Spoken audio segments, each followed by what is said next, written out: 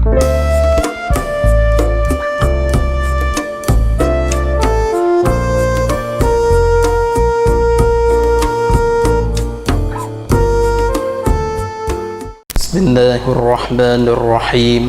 Assalamualaikum warahmatullahi wabarakatuh. Alhamdulillah nahmaduhu wa nasta'inuhu wa nastaghfiruh wa na'udzu billahi min syururi anfusina wa min sayyiati a'malina. Man yahdihillahu fala mudilla lahu wa may yudlil fala hadiya lahu. Asyhadu an la ilaha illallah wahdahu la syarika lahu wa asyhadu anna sayyidina Muhammadan abduhu wa rasuluh.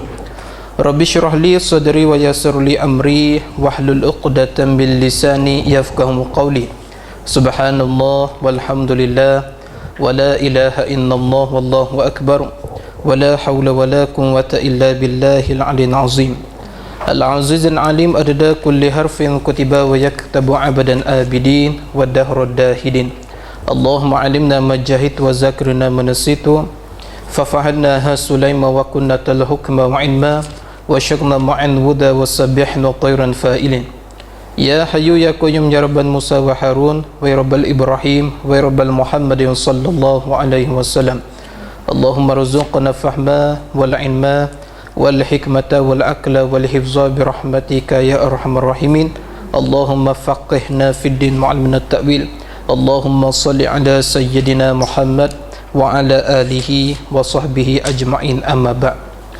Alhamdulillah, bersyukur kita kepada Allah dengan mengucapkan Alhamdulillahi Rabbil Alamin.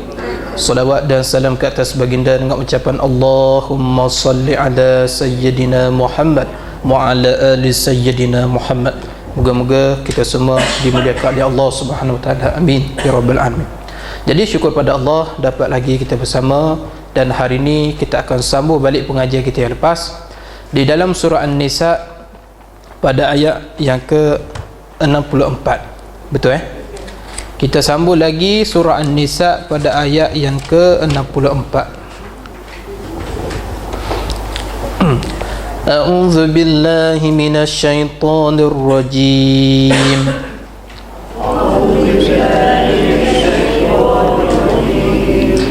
وَمَا أَرْسَلْنَا مِنْ رَسُولٍ إِلَّا لِيُطَاعَ بِإِذْنِ اللَّهِ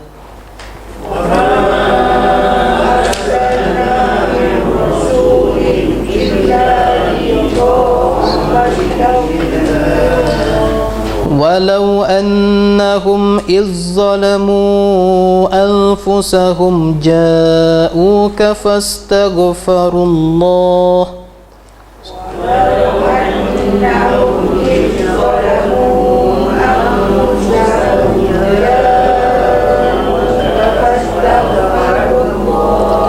واستغفر لهم الرسول لوجدوا الله توابا رحيما.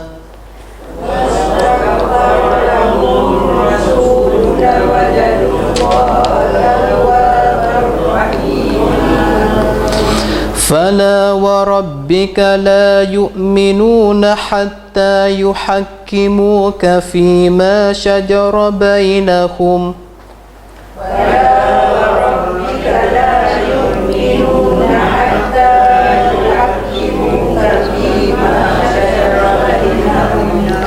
ثم لا يجدوا في أنفسهم حرجا مما قضيت ويسلموا تسليما.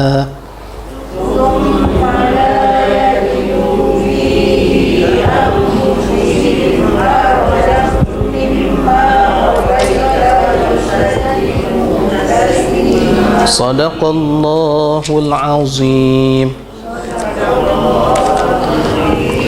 Firman Allah Subhanahu wa taala pada ayat yang ke-64. Apa kata Allah?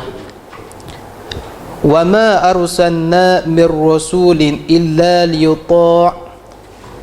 Dan tidaklah kami suruh daripada seseorang rasul itu malaikat supaya orang taat, yakni ikut dia pada barang yang disuruhkan dia. Baik. Jadi Allah Taala start dengan ayat ni, Allah start ayat ni dengan cukup tegas. Allah Ta'ala kata wa ma arsalna birrasulin illa liyuta'a. Dan tidaklah kami suruh daripada seorang rasul melainkan supaya orang taat, yakni ikut dia pada barang yang disuruhkan dia. Maka apabila turun ayat begini, tidak ada timbul soal tidak taat kepada Nabi, maka wajib kena taat kepada Nabi. Ada dalam masyarakat kita hari ni pun pelik-pelik juga. Hadis duk sebut betul dah. Tapi dia duk kondeng lagi. Dia kata memang betul dah. Hadis sebut tu betul, dia kata kita kena taat Nabi. Tapi zaman ni Nabi mana ada? Dia kata macam tu pula. Ni. Jadi dia jadi macam tu. Ayat Quran ni betul lah, ayat Quran ni tak salah, dia suruh taat Nabi, bukan suruh taat hadis. Dia kata suruh taat Nabi, bukan taat hadis. Jadi bila Nabi tak ada, kita hanya taat Nabi saja. Bila Nabi tak ada, kita tengok dulu. Ni dia kata hadis ni tulis tahun bila, dia kata. Ada kau orang ingat ni hadis ni tulis tahun bila? Ada juga orang macam ni. Ni tuan mati Allah, tuan-tuan. Kita sekarang kalau jumpa orang macam ni, dia tak boleh nak terima hadis, tak boleh nak terima ayat Quran, maka kita beritahu mana yang patutlah. Yang lebih daripada tu, kalau dia tak boleh terima nasihat kita, selamat jalan, kata kat dia. Tugas kita hanya nasihat saja. Dia tak mau pakai hadis ke, dia nak pertikai teknikal dalam hadis ke, itu serah pada diri dia. Sebab hari ni ramai orang pertikai pasal hadis ni. Siap bagi tahu masyarakat, boleh ke satu orang ni dia ingat apa yang Nabi sebut pada zaman dahulu yang tinggal lebih kurang 1000 tahun dulu? Ada ke orang boleh ingat macam tu? La ilaha illallah. Boleh ingat lagi ke benda-benda teknikal macam ni? Ada lagi kau orang boleh faham macam tu? Ibarat dia lebih faham daripada ilmu hadis. Ni bahaya orang zaman sekarang ni. Betapa wujudnya ulama mewujudkan satu ilmu dipanggil mustalah hadis. Sebab itulah kalau kita nak mengaji baca hadis ke apa, mengaji dulu mustalah hadis. Jadi mustalah hadis ni ialah nak kaji bagaimana peringkat hadis tersebut, nak kaji tentang hadis Nabi SAW. Jadi mustalah hadis ni dia nak menetapkan hadis ni sebagai sahih, hadis ni sebagai hasan. Hasan tu pula ada hasan li ghairih, hasan li zatih, ada pangkat dia. Dia ada hadis dhaif, dia ada kategori dia, ada hadis yang marfu', macam-macam ceritalah hadis ni nak menunjuk kepada kita tapisan terhadap sesuatu hadis ni cukup detail dan sangat tinggi disiplin ilmu dia. Tapi tanpa kita mengetahui ilmu mustalah hadis macam ni, tiba-tiba mari bercakap macam tu, benda macam ni, kata pergi tanya ustaz tu, dia tahu tak pasal ni. Ni. Jadi tuan muslimin dan mati Allah SWT, kita ni tidak terlebih pandai daripada imam duduk Masjidil Haram hari ni. Tak usah bezalah kita dengan imam mazhab, tak usah beza kita dengan imam Syafi'i, tak payah beza kita dengan imam mazhab 4 yang besar tu. Kita tengok kita ni tidak terlebih pandai dengan imam Masjidil Haram yang duduk buat hari ni. Kita ni jauh ibarat langit dan bumi kalau nak bandingkan ilmu kita dengan imam-imam mazhab yang 4 ni. Sebab itulah kita ni jauh lebih daripada kerdil daripada imam-imam hadis. Kalau nak banding dengan imam hadis, kita lagi kerdil, seperti Imam Bukhari, Imam Muslim, Tirmizi, Abu Daud, Ibnu Majah, An-Nasa'i. Kalau kita mengaji dalam Sunnah Sittah lah, macam-macam lah imam hadis. Jadi bila kita menyadari kekerdilan kita begini, cukup kecil kita ilmu kita ni, maka kita jangan cakap lebih-lebih pasal hadis Nabi. Kalau kita tak tahu, kita duduk diam saja. Kita tak boleh bercakap pandai sesuatu bidang yang kita tak erti. Tu. Saya tak boleh bercakap pandai dalam bidang doktor. Saya tak boleh bercakap pandai dalam bidang kejuruteraan, dalam bidang mekanikal, dalam bidang mekanik, sebab itu bukan bidang saya. Saya tak boleh bercakap pandai bidang bio, bidang sains yang budak dok belajar hari ni. Sebab apa? Itu bukan bidang saya. Dan sama juga orang cerdik pandai, doktor, master, profesor, PhD, lecturer. Dia tak boleh bercakap pandai satu bidang dia tak mahir, seperti mana Al-Quran dan hadis. Walaupun dia doktor, dia tak boleh condemn main-main, sebab dia bukan bidang dia. Samalah pasal kita ni, maka terlebih selamat kita ni cuba faham benda-benda seperti hadis dan sebagainya, supaya kita ni lepas kita faham, kita lebih berdisiplin, kita lebih beradab terhadap ilmu yang ada. Pasal apa? Pasal Allah Ta'ala cakap, wa ma arsalna birrasulin illa liyuta'a, dan tidaklah kami utuskan rasul itu melainkan untuk ditaati. Apa kata dia? Kerana apa? Kerana kata Nabi itu adalah daripada Allah Ta'ala. Nabi ni apa dia ucap, wahyu datang daripada Allah, kita wajib taat. Nabi ni akan bercakap melalui wahyu, bukan melalui nafsu dia. Ni bukan tokok tambah, tidak. Maka setiap apa yang Nabi beritahu, setiap perbuatan Nabi, setiap ikrar Nabi, maka wajib kita kena bukan kemah-kemah. Firman Allah, biiznillah, dengan izin bahawa tiada derhaka dan disalahi akan dia. Jadi dalam tafsir Ibnu Katsir dia kata apa? Maksud biiznillah di sini ialah dengan taufik dan hidayah Allah Subhanahu Wa Taala. Maksudnya apa? Orang yang nak boleh jadi dia satu orang yang taat kepada Rasul ialah dengan taufik dan hidayah Allah Subhanahu Wa Taala. Itu maksud dia. Kalulah kita tak ada taufik, kita tidak ada hidayah dan petunjuk daripada Allah Ta'ala, maka kita tak nampak Nabi itu boleh diikuti. Yang kita nampak hari ni Muhammad Rasulullah dalam kalimah syahadat kita tu, kita yakin sebab kita ada hidayah dan taufik. Berapa ramai orang tak ada taufik hidayah, tak yakin dengan Nabi. Di asbab Allah Ta'ala beri taufik dan hidayah lah kita nampak Nabi ni boleh ikut. Dan dia tidak nampak ajaran Nabi tu ajaran yang nak menyelamatkan dia. Apabila seseorang ini tidak ada taufik dan hidayah, dia tak nampak ajaran Nabi ni nak menyelamatkan dia daripada api neraka. Dia tak nampak macam tu. Hanya dia nampak Nabi ni sama macam dia, manusia macam dia. Dia dah anggap Nabi ni supaya dia lah kelakuan hari-hari, pergi kedai kopi, makan kopi, makan teh, tu guna apa ni, minum air manis. Dia ingat Nabi ni macam dia. Lebih-lebih lagi lah Nabi dikatakan ummi. Nabi ni tak pandai baca, tak pandai menulis, tapi dia menganggap dia ni pandai baca menulis. Bahkan dia mengaji lebih tinggi. Dia dok menganggap bahawa Nabi ni bawah daripada dia. Na'udzubillah.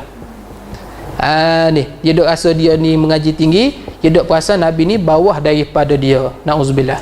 Ni tuan mata Allah. Ini bagi orang yang tak taat kepada Nabi. Dan bila kita tak taat daripada Nabi, jawabnya jalan sesat kita. Ni tuan-tuan mata Allah, firman Allah Ta'ala, walau annahum izzalamu anfusahum ja'u kafastaghfarullaha wastaghfara lahumur rasul wajadullaha tawwabar rahima.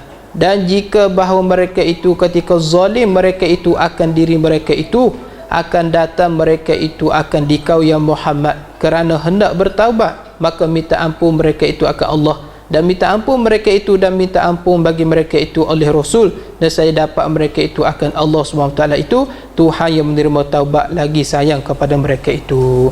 Jadi tuan mata Allah, sambung dengan tadi. Jadi bagi orang yang tak ikut Nabi, dia tak ikut Al-Quran, kita risau dia termasuk dalam golongan irtidat ataupun golongan riddah. Ni irtidat ataupun riddah. Riddah ni maksudnya keluar Islam lah, terbatal iman dia. Sama ada dengan perkataan, sama ada dengan etikad, sama ada dengan perbuatan. Dan dia juga menolakkan syahadat, kalimah syahadat. Dia tolak ibadat-ibadat sembahyang. Dia tolak kepercayaan pada hari kiamat. Sebab apa? Dia tak terima apa yang Nabi beritahu. Dia tak taat kepada Nabi. Sebab tu akhir zaman ni banyak timbul Rasul Melayu. Berapa hari ni banyak timbul pula agama yang mana seorang perempuan ni, dia seorang ibu Maryam, kan Nabi Isa kan, Siti Maryam tu, dia kata saya ibu Maryam dilahirkan semula, saya mendapat wahyu malaikat mari bagi wahyu untuk bentuk agama baru. Hari ni ada pengikut dia beratus-ratus. Tengok dalam YouTube lah, ajaran sesat macam-macam sekarang ni. Yang kata Syiah tu jelas dia keluar Islam. Syiah, Yahudi, Kristian, tu yang jelas. Tapi yang sama-sama ni pakai jubah macam kita, pakai kain telekung, tapi dok mengaku ada rasul lain daripada Nabi Muhammad SAW. Rasul dahri, macam-macam lah. Ni yang ni berlaku zaman dahulu. Ada setengah yang dah mati, ada setengah masih merebak lagi. Kesang dia ialah anak cucu kita. Ajaran tu paling bahaya tuan mati Allah SWT. Ada orang ni mengisytiharkan diri dia Tuhan, ataupun mengisytihar diri dia rasul, ataupun isytihar diri dia nabi. Dia kata sebelum berlaku kiamat, dia yakin kiamat ada, tapi dia yakin akan ada nabi yang dibangkitkan nanti. Maka dia kata dialah yang dipanggil Nabi Isa AS. Dia nanti akan berperang dengan Dajjal. Lepas tu muka semangat macam tu. Nah, ni bahaya tu mata Allah. Jadi mana jua kalau mengikut hukum, mana jua orang Islam yang istiharkan diri dia sebagai Tuhan, seperti mana Fir'aun, ataupun istihar dia sebagai rasul ataupun nabi, ataupun dia istihar orang lain menjadi Tuhan, dia ni sebagai pengikut. Tu jika perkara ni telah terbukti, dia mengaku bahawa memang dia buat benda tu, dia istihar diri dia pun begitu, maka ada dua saksi, maka kata ulama orang ini hukumnya riddah, keluar daripada Islam. Maka dikenakan hukum had, iaitu dibunuh orang macam ni. Tak ada guna kita simpan orang macam ni. Sama pok munafik ya.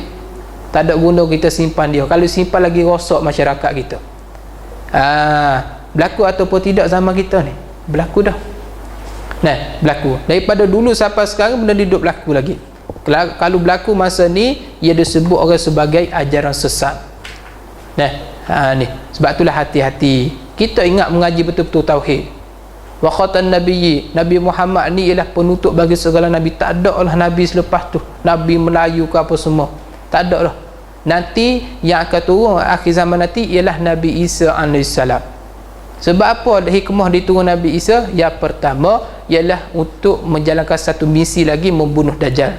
Yang kedua, Allah Ta'ala tak akan mematikan manusia di langit, dan Allah Ta'ala akan matikan manusia di bumi juga. Sebab apa? Kita asal daripada tanah. Semua makanan kita daripada tanah. Pisang asal daripada tanah, tumbuh daripada tanah, ubi daripada tanah, petroleum daripada tanah, air daripada tanah, semua asal daripada tanah dan kembali kita kepada tanah. Jadi Nabi Isa akan diturun ke bumi dan ditanam di mana? Di kubur, tepi kubur Nabi SAW di Taman Raudhah. Dia tuan baca Allah SWT. Jadi kalau ada berlaku macam tu, ini dipanggil ajaran sesat.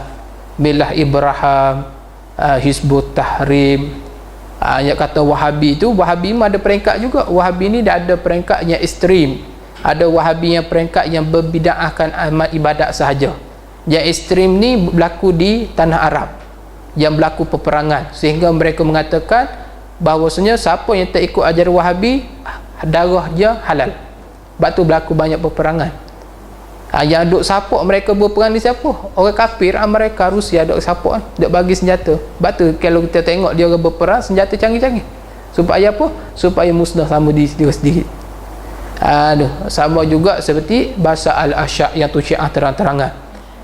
Ni Allah Rabbi, sehingga bahasa yang mengaku dia ni Tuhan. Kalau dia masa di Syria itu, dia igat orang Sunni, dia suruh sujud di banner gambar yang ada gambar Bashar Assad. Tapi kata ulama, kalau kita sujud kerana terpaksa, kerana ditekan oleh orang, kalau kita tak sujud maka kita dibunuh. Kata ulama, harus kita buat perkara tu tapi hati kita tetap dengan kalimah Allah, tetap dengan tauhid dengan Allah Ta'ala, untuk menyelamatkan diri kita. Tapi kalau tak ada apa-apa, tak ada orang tekan kita, tak ada peperangan, tiba-tiba kita yang sujud, tu murtad, hukumnya dibunuh. Itu yang pertama, kalau ada orang istihad diri dia Tuhan, Nabi ataupun Rasul.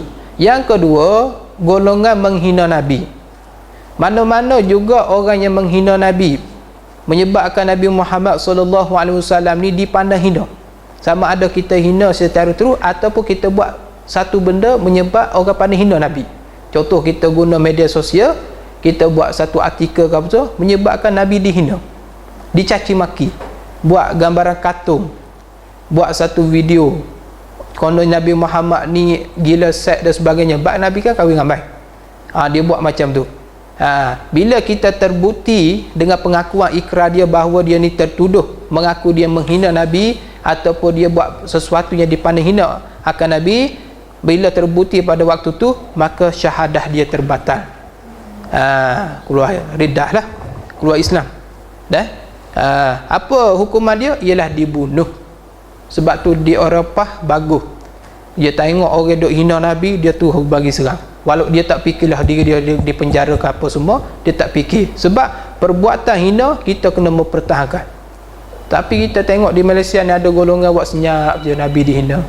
Nah, Nabi kita dicaci maki. Padahal para sahabat bila dengar orang hina Nabi, geran nak ambil parang ni, nak pergi tetok dia. Sebab apa hina Nabi? Haram kita hina Nabi, atau kita buat satu benda menyebab Nabi dihina. Jangan sesekali. Nak buat ibarat pun jangan ibarat dengan Nabi. Kalau ibarat contoh yang baik, silakan. Kalau ibarat contoh tak baik, jangan. Seperti mana orientalis, yang tak ada agama ni, etis, dia karang satu kitab, dia kata Nabi ni gila seks, gila perempuan, Nabi ni gila harta, macam-macam lah. Ini terhormati Allah.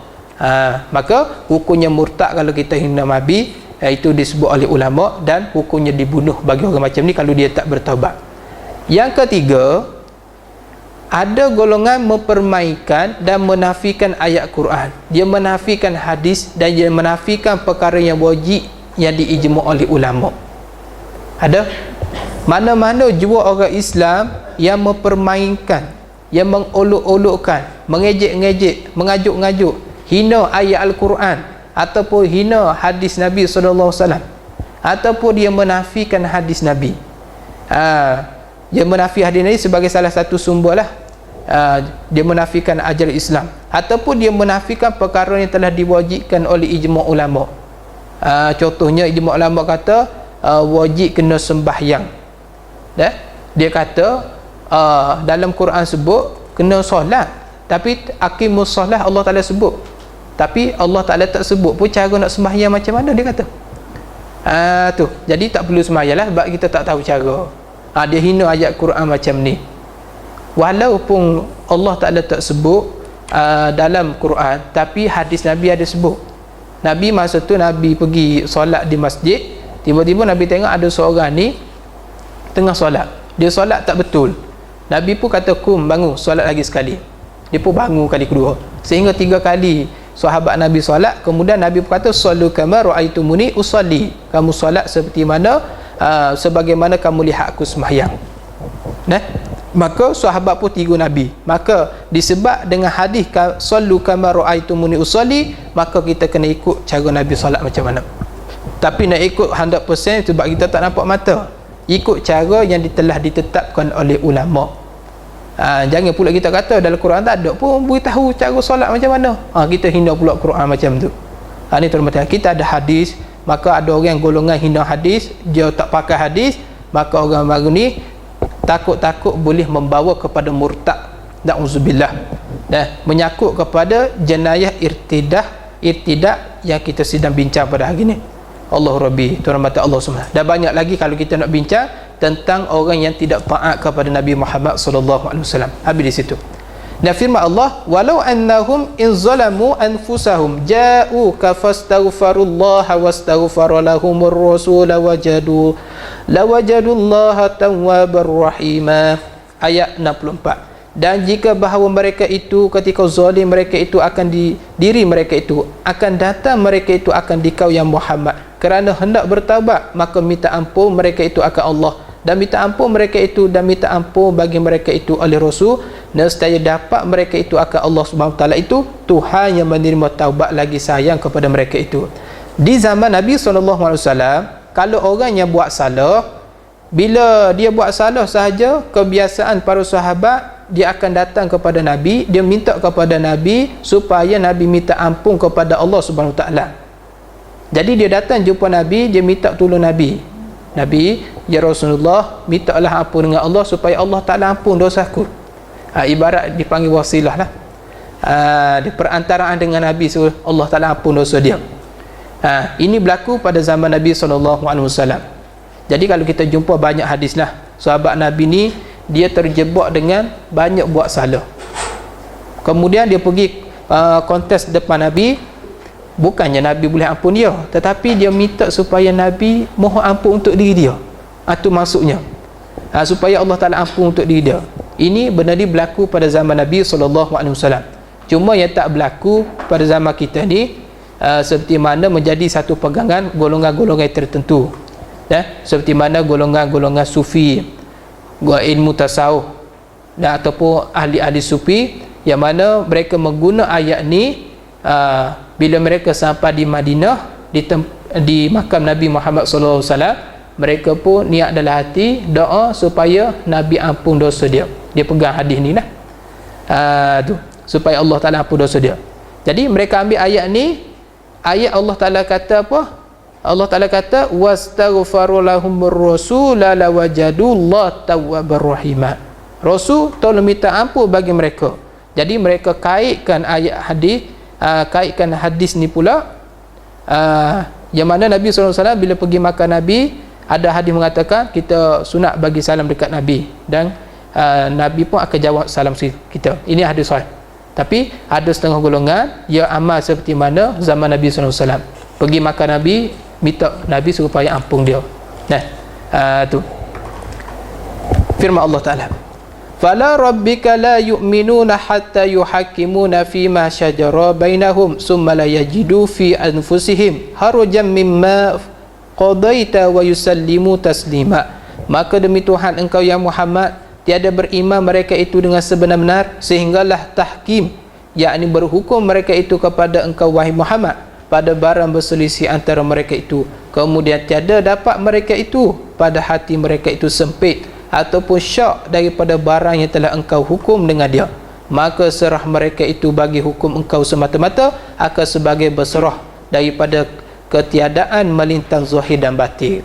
Jadi tuan-tuan, jadi ayat ni disebut oleh Allah Subhanahu Taala, manusia dengan Nabi zaman dahulu macam mana. Jadi berhukum kepada Nabi, kalau ada masalah, kalau pada waktu tu Nabi masih hidup, maka sahabat akan datang jumpa Nabi. Nabi akan buat satu keputusan hukum. Hukum ni muktamad. Bila Nabi buat satu hukum muktamad, berlaku pada zaman Nabi SAW, ada dua orang sahabat, dia bergaduh, dia berkelahi, dia berbalah. Kemudian dia datang jumpa Nabi SAW supaya Nabi buat satu hukum kepada dua perbalahan orang ni. Nabi pun sudah jatuh satu hukuman. Jadi ada hukuman Nabi tu tidak menyelebelahi pihak satu orang ni. Bila pihak keputusan Nabi tidak menyebelahi dia ni, maka dia ni tak puas hati. Kemudian dia pergi jumpa pula Sayyidina Abu Bakar As-Siddiq. Sebab apa tak puas hati dengan keputusan Nabi? Bila jumpa Abu Bakar As-Siddiq, dia minta Abu Bakar tengok balik kes ni. Tengok balik, minta supaya dipertimbangkan balik kes dia ni. Macam kita ada mahkamah rayuan, ada mahkamah majistri, ada mahkamah tinggi, tengok balik ni. So tengok balik. Jadi Nabi SAW diibarat seperti mahkamah tinggi tu. Tapi mahkamah tinggi buat keputusan dia tak boleh pakai juga. Tu. Tapi dia pergi hak bawah sekali. Dia pergi mahkamah majistri. Punyalah dia ni tak reti.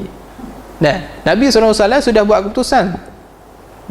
Kemudian dia pergi mengaku pula depan Sayyidina Abu Bakar As-Siddiq. Dia beritahu, wahai Abu Bakar As-Siddiq, masalah kami ni, Nabi SAW telah buat satu hukuman dah, tapi kami ni tak puas hati ya Abu Bakar. Kami tak puas hati. Maka kata Abu Bakar As-Siddiq, kalau kamu tak puas hati itu, keputusan Nabi adalah keputusan yang mulia. Keputusan Nabi ni yang terbaik. Cuba kali ni kamu pergi jumpa Sayyidina Umar pula. Setengah riwayat kata dia pun pergi jumpa Sayyidina Umar. Bila sampai rumah Sayyidina Umar, dia kata tak puas hati. Sayyidina Umar kata, Nabi pun kamu tak puas hati? Tak apa, tunggu kejap aku masuk rumah. Bila masuk rumah, setengah riwayat kata dia ambil parang, dia pergi tetok orang ni. Ni setengah riwayat. Tapi bila saya cari dalam tafsir ni, tak jumpa pula riwayat macam ni. Tapi mungkin cerita Israiliyat atau sebagainya. Nak percaya, percayalah. Hukum Israiliyat ni, nak percaya boleh, tak nak percaya pun boleh juga. Tak ada masalah.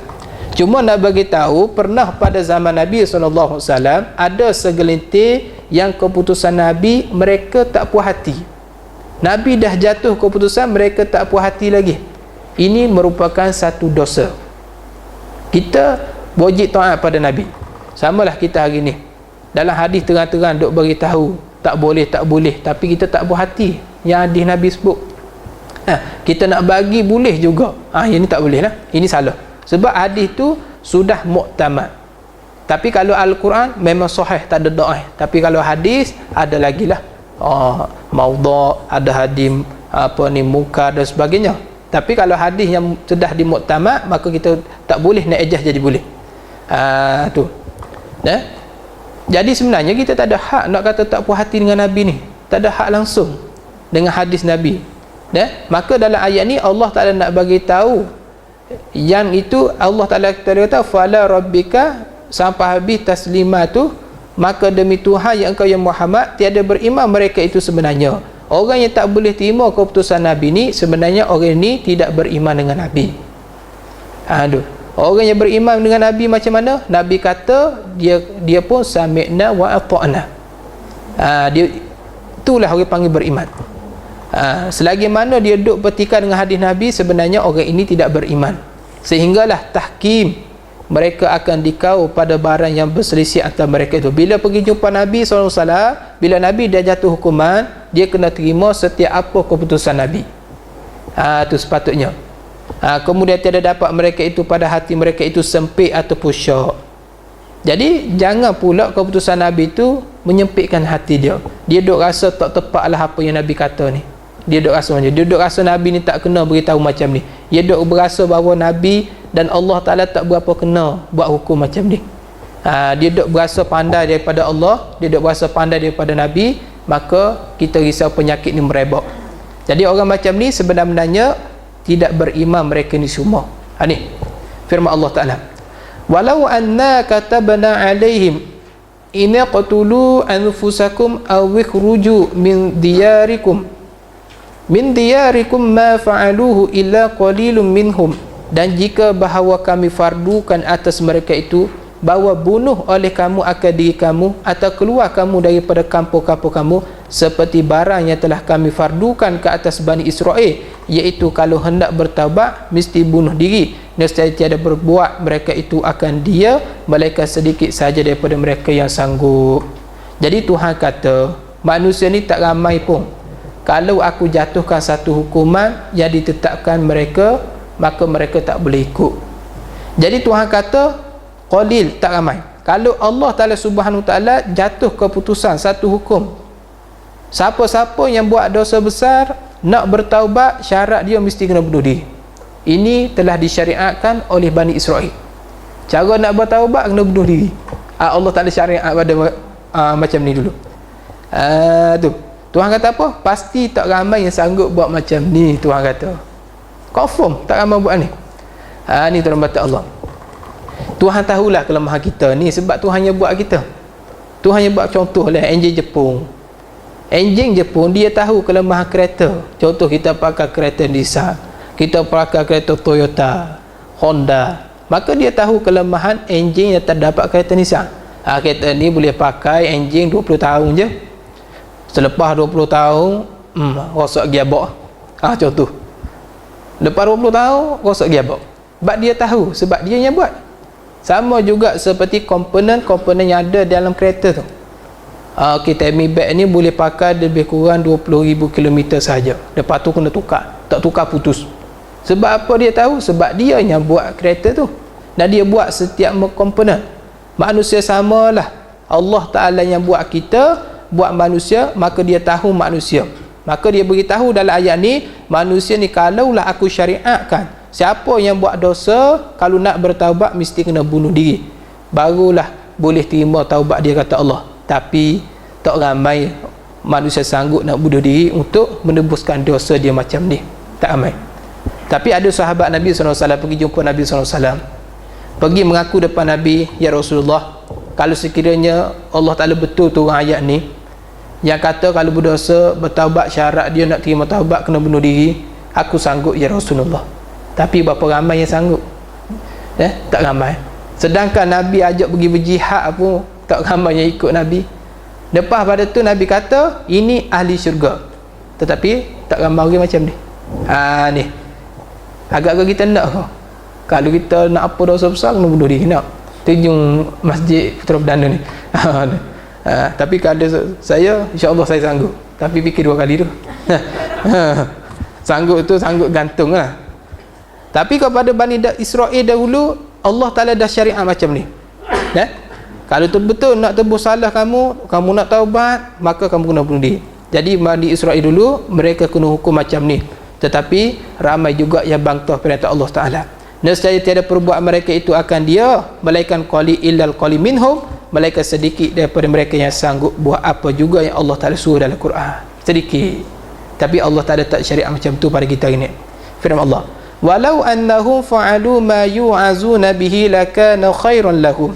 Dan jika mereka itu kerja buat barang yang diajar kepada mereka itu daripada taat akan Allah dan taat kepada Rasul, nescaya adalah terlebih baik daripada dunia dan akhirat.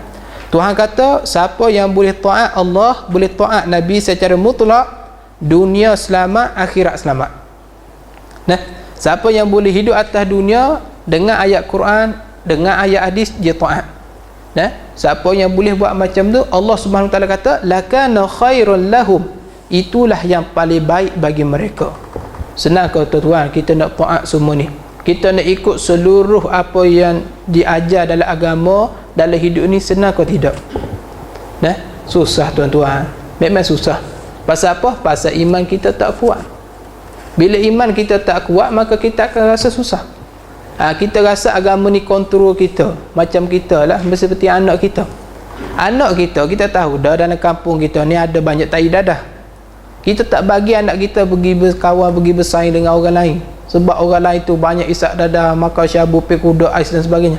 Kampung kita tu banyaknya kaki jahanam. Kita larang anak kita keluar rumah. Tapi budak ni tak faham. Dia kata kita kongkong dia, kita penjarakan dia, tak bagi dia kebebasan. Dan sekali bila budak ni dia keluar pada rumah, dia tak ikut apa yang perintah ibu bapa dia, dan sekali budak ni rosak. Sebab apa? Dia keluar daripada kontrol ibu bapa dia.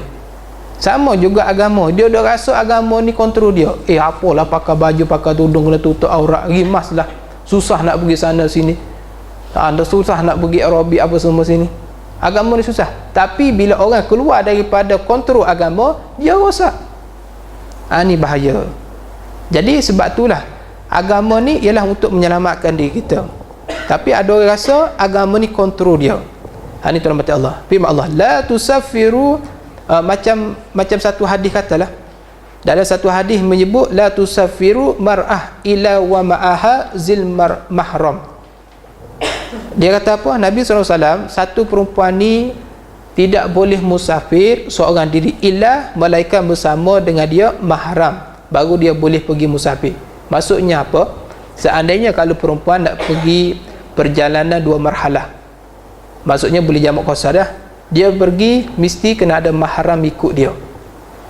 Itu hukum asal. Tapi berapa ramai yang ni pun orang tak ikut.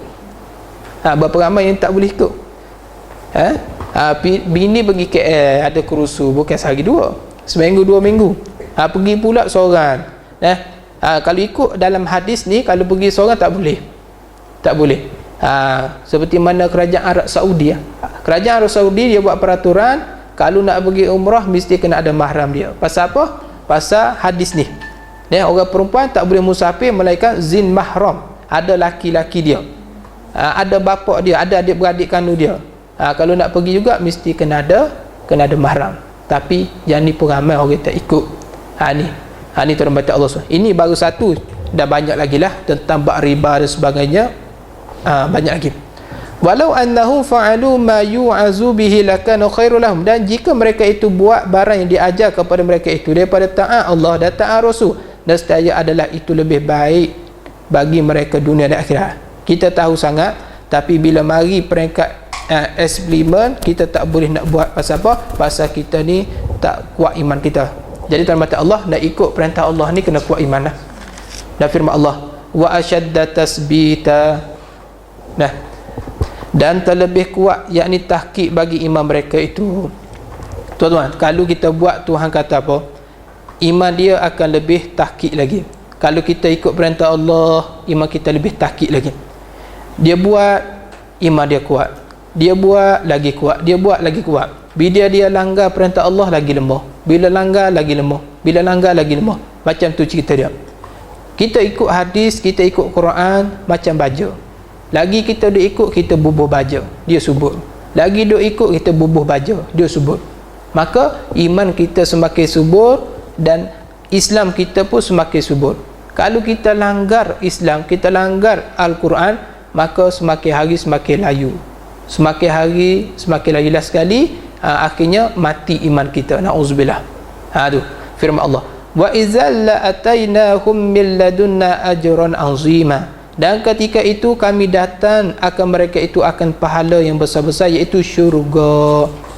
Orang yang boleh ikut Quran, orang yang boleh ikut hadis Nabi, Allah Ta'ala kata apa? Aku akan datang kepada mereka ni pahala yang cukup besar. Yang kedua, di akhirat esok aku bagi mereka syurga. Itu Tuhan kata. Tuhan tak cakap banyak, Tuhan cakap simple. Kalau orang yang taat Quran, taat hadis, pahala besar dapat, syurga Allah Ta'ala bagi.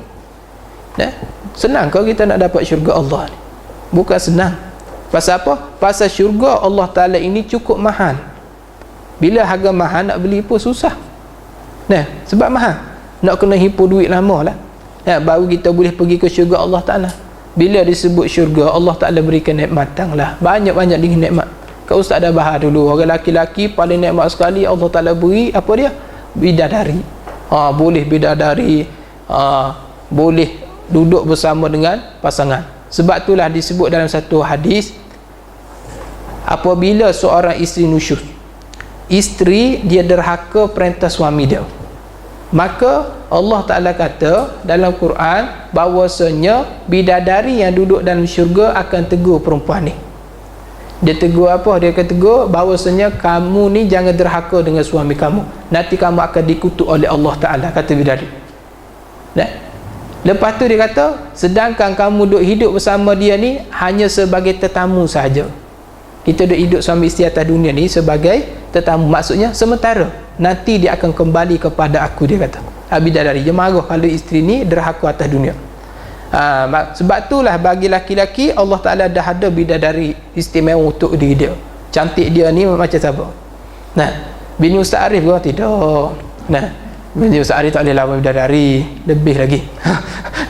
Bidadari nak kata cantik dia, kalau dia jenguk langit dunia, yang kata Miss Universe dunia ni, gelak habis perempuan ni. Nak kata cantik dia, gelak habis. Belum turun lagi, kalau turun lembek lutut habis Tok Imam semua ni. Tu kalau turun pesan habis Ustaz Arif ni. Belum turun lagi. Itu bagi laki-laki. Bagi perempuan macam mana? Bagi perempuan pun dapat juga. Takkanlah Allah tak ada lupa perempuan ni. Perempuan pun solat, datang kuliah ke WE, iktikaf di masjid, bersedekah. Dalam Quran sebut Allah Ta'ala bagi benda yang tak disangka-sangka dia. Dia minat apa atas dunia? Kalau bergaduh macam harimau, wow, cuba bagi yang ambil gelang emas ni 17 karat, dia kata 17 karat. Jadi kucing tu gitu. Betul tak? Tu dia minat emas, dia minat permata. Tu dia. Sebab itulah ada orang mari tanya lagi, Ustaz, saya ni kalau ditakdir Allah Ta'ala lah, kalau boleh saya masuk syurga, boleh tak saya nak minta pasangan isteri saya masuk dalam syurga bersama saya sebagai bidadari saya? Saya kata boleh, tak ada masalah, tapi dengan syarat pada waktu tu abang ingat lagi tak dia? Ingat lagi tak? Saya rasa tak ingat dah. Sebab itulah isteri kena buat baik dengan suami, kena buat baik. Dan suami kata, yang aku tak cari lain ni sebab kopi manis kau lah ni. Sebab tu lah. Tu. Jadi isteri kalau nak suruh suami ingat dia supaya tarik dia masuk syurga, buat baik dengan suami. Sama juga suami kalau nak suruh isteri tarik kita dalam syurga, buat baik dengan bini. Walhasil pun dua-dua akan dapat masuk syurga. Jadi tuan kata Allah, firman Allah, wala hadainahum siratan mustaqimah, dan kami hidayah akan mereka itu jalan yang betul, iaitu agama Islam. Lagi kita taat agama, lagi kita nampak agama tu betul, lagi kita taat agama yang nampak jalan yang lurus. Kenapa orang jadi terpesong agama Islam? Sebab dia tidak taat agama, dia tak nampak agama ni sebagai jalan lurus. Dan sekali Allah tak lepesongkan dia. Tuan-tuan kena banyak bersyukur sebab Allah Ta'ala letak kita atas jalan yang sebenar. Lagi kita taat, lagi kita selamat daripada melencong kepada jalan yang tak betul. Selalu minta dengan Allah Ta'ala supaya kita ditetapkan jalan yang sebenar. Dan berkata setengah sahabat Nabi SAW, betapa kami lihat engkau pada dalam syurga. Ada setengah sahabat kata, betapa kami boleh lihat engkau yang Muhammad dalam syurga, pada darajat yang tinggi, dan kami ini di bawah daripada engkau, maka turun perintah taat itu. Ada setengah riwayat kata macam. Jadi pernah sahabat pergi jumpa Nabi, dia mengaku dekat Nabi. Kalau tengok dalam tafsir, dia bawa banyak cerita macam ni.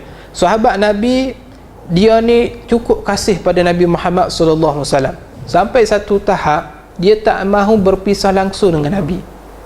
Kemudian dia tak mahu berpisah, dia tak mahu bercerai, ibarat nak duduk dengan Nabi saja. Ini sahabat Nabi. Dalam kitab hadis ada banyak sebut kisah macam ni. Ada satu sahabat namanya Rabi'ah bin Ka'ab. Dia minta izin pada Nabi Muhammad SAW, dia nak tidur di rumah Nabi. Pasal apa? Pasal dia nak berkhidmat dengan Nabi SAW. Jadi maka Rabi'ah ni dia tidur di rumah Nabi.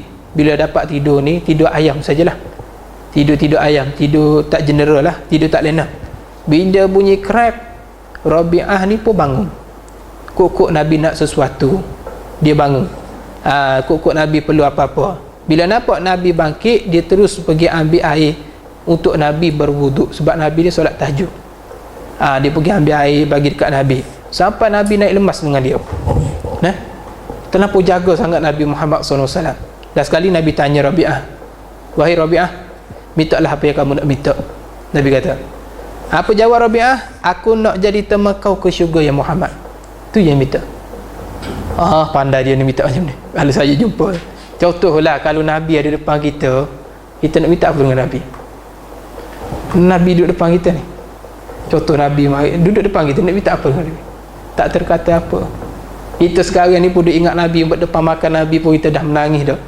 Lagi-lagi duduk depan kita, Allah Rabbi. Tapi Rabi'ah ni orang yang pandai.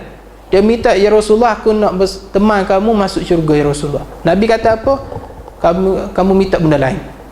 Minta benda lain. Jadi Rabi'ah kata, kalaulah aku diberi peluang, aku hanya minta satu saja, iaitu aku ingin jadi teman kau masuk dalam syurga ya Rasulullah. Bila Nabi dengar macam tu, Nabi kata dekat dia, kalau macam tu kau kena bantu aku. Kalau kamu macam tu, kalau kamu mahu, kata Nabi, fa'inni ala nafsik bikasratis sujud. Kamu kena tolong aku. Juga kalau engkau yang tunaikan permintaan aku, ibarat kamu tolong diri kamu sendiri. Nabi cakap macam tu dekat dia lah. Apa dia? Kasratis sujud. Nabi kata banyakkan sujud. Kalau betul kamu nak ikut aku ke syurga, banyakkan sujud. Maksudnya apa? Maksudnya sembahyang fardu kena banyak lah. Lepas sembahyang fardu, kena sembahyang sunat banyak. Itu kata ulama. Itu kalau kita mahu masuk ke dalam syurga bersama Nabi SAW. Sebab itulah kita kena bangkit bangun tengah malam lah. Bangun tengah malam, ada orang solat 5 waktu, tambah pula dengan solat rawatib, tambah pula, dan qabliyah. Ada orang bila dia dengar hadis ni, ada orang praktis, dia balik ke rumah dia solat qabliyah ba'd dia tak tinggal. Bahkan dia ajar anak dia ni supaya solat qabliyah ba'd dia tak tinggal. Dia ajar daripada kecil lagi. Saya tanya dia, tak menyeksakan anak ke? Sebab saya tak nak menyeksakan anak, saya suruh anak saya ni amalkan solat qabliyah ba'd dia. Ustaz ajar daripada kecil lagi macam tu. Ada setengah orang persepsi macam tu. Ada setengah orang ni anak balik pukul 2-3 pagi, tidur, tak bangun subuh. Bila tanya kenapa ni tak kejut anak solat subuh, biarlah dia dah penat ni ustaz, dah penat dah ni, kesian kat dia. Dia kesian kat dia, dia tak kesian anak dia masuk neraka nanti. Tapi ada orang ni, dia dengar hadis macam ni, Nabi kata kalau betul nak ikut aku masuk syurga, banyakkan sujud. Maka dia ajar anak dia daripada awal, banyak baca Quran, banyak sujud. Sebab apa? Sebab dia kesian anak dia akhirat esok boleh masuk syurga bersama Nabi SAW. Nabi di situ dululah, dan insya-Allah nanti kita akan sambung lagi perbahasan. Walhasilnya kuliah kita ni, ayat ni banyak mengenai tentang kelebihan mengikut taat pada Nabi dan juga perintah Allah Subhanahu Wa Taala. Maka walhasilnya sebagai kesimpulan, ikutlah perintah Allah, ikutlah perintah Nabi sebagai satu kejayaan untuk kita dibawa di akhirat nanti. Doa banyak-banyak supaya Allah Ta'ala luruskan jalan kita ke akhirat. Amin ya rabbal alamin. A'udzubillahi minasyaitonirrajim. Bismillahirrahmanirrahim. Alhamdulillahirabbil alamin wassalatu wassalamu ala asyrafil anbiya'i wal mursalin sayyidina Muhammadin wa ala alihi washabbihi ajma'in. Allahumma fa'alna bima 'allamtana wa 'allimna ma yanfa'una wa zidna amma bi rahmatika ya rahimin. Rabbana atina fid dunya hasanah wa fil akhirati hasanah wa qina azabannar. Sallallahu alaihi wa sallam. Alhamdulillahirabbil alamin. Assalamualaikum warahmatullahi